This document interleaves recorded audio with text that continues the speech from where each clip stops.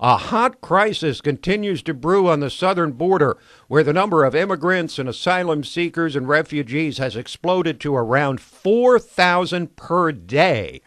For a few days, President Trump said he was considering closing the border before tabling that idea, but Homeland Security Secretary Kirstjen Nielsen went on Fox News and said, with border agents overwhelmed by this flood of immigrants, the situation is akin to a five-alarm fire.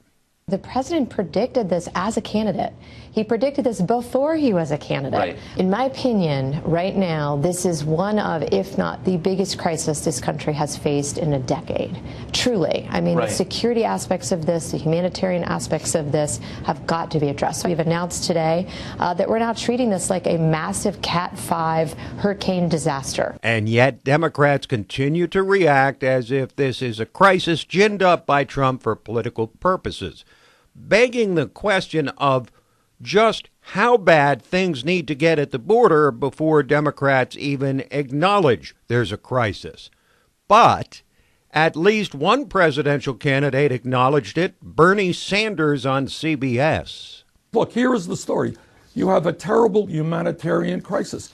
You have women and children traveling 1,000 miles or more, often by foot, in order to escape the violence and poverty in their countries.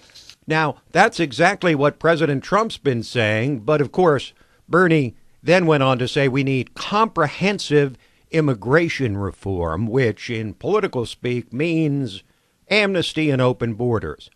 Well, at least he admitted there's a crisis, unlike virtually every other Democrat.